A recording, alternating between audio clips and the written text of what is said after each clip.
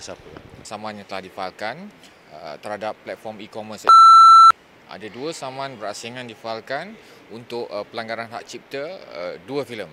Pencil Films Production adalah untuk filem Apa Ada Dengan Dosa dan Enuja adalah untuk filem Taumol. Kes ini difailkan terhadap sebab telah melanggar hak cipta production filem dalam konteks filem ini dengan mengedar, menjual atau menyebabkan orang lain untuk mengedar dan menjual filem-filem ini dengan jelas tanpa kebenaran pemilik hak cipta filem-filem ini. Sekali itu mungkin boleh dikatakan tak sengaja, tapi ini 2 filem. Sebenarnya ada banyak lagi filem kalau kita tengok orang tu. Jadi sebab saya dilantik untuk dua production house saja, so kita filekan untuk 2 sajalah. Hak cipta ni adalah sesuatu yang terpelihara untuk industri tanah air. Tak kisahlah buat lagu ke apa semua, dalam konteks ni filem lagi memakan menelan belanja berjuta-juta, tapi telah dieksploitasikan oleh pihak-pihak yang tak bertanggungjawab dan menjual contohnya dengan serendah 80 sen.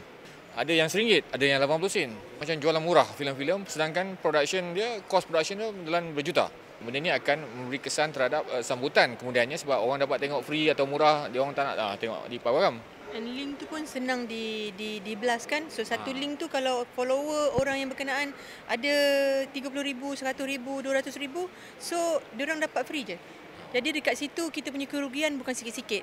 Kita tak tahu link tu pergi mana tuan bukan kerja kita lah nak cek. Penyebaran dilakukan filem ni dalam 3 bentuk. Satu, melalui link atau pautan. 2, melalui email. Dia bagi sebagai attachment ke dalam email. Selepas you bayar 80 sen ke RM1 ke. Dan ketiga, melalui fizikal cakra padat. Semuanya dilakukan tanpa kebenaran pemilik hak cipta, iaitu kedua-dua production house. Saya mengambil tindakan sebab ini adalah filem saya.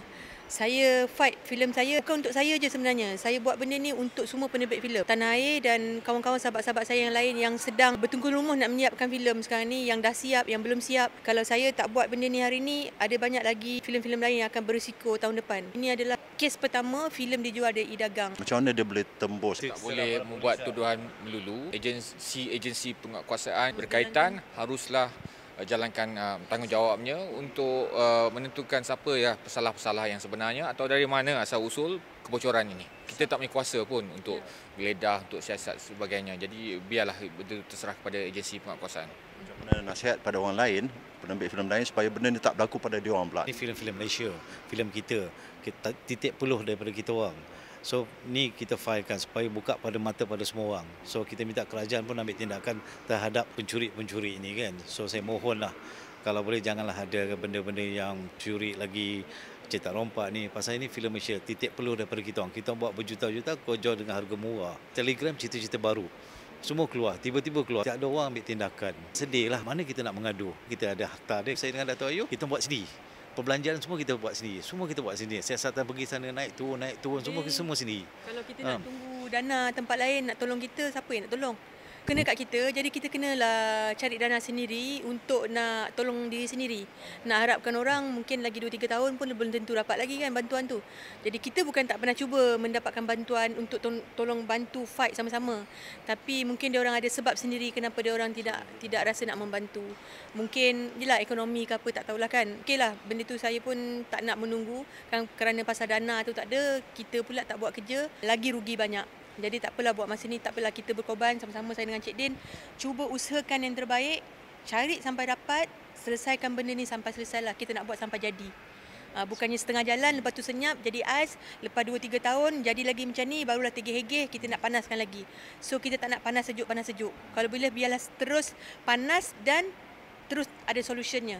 Ada jalan ujungnya. Jangan tunggu jalan mati. Kita buat report ni pun start pada 3 Julai lagi kita dah buat report lah. Genap ni 2 bulan. Tu yang banyak benda kita buat kerja ni sebenarnya. Bukan kita duduk rumah diam, tak. Sehinggalah kita dapat, kita serah pada tuan. Saya anggap dua-dua production house ni sebagai pejuang industri perfilman. Kita pun risau juga sebab benda dah bocor. Macam mana kutipan Pawagam sekarang ni? For now, saya minta tolong di public luar sana. Saya minta bantuan sekiranya nampak filem-filem mana-mana yang dicetak rompak atau nampak di platform mana-mana, filem yang belum keluar di panggung, dah ada dekat platform, minta tolong call lah terus kepada producer-producer tu ataupun kepada pelakon tu ke apa ke, tolong report terus. Kalau tak boleh nak report dekat polis dekat mana, report kepada yang punya IP tu. Itu ya cara yang sebenarnya kita minta bantuan lah. Kalau tak ada kerjasama macam ni, sampai bila pun tak selesai. Kita kerja untuk suatu kepastian.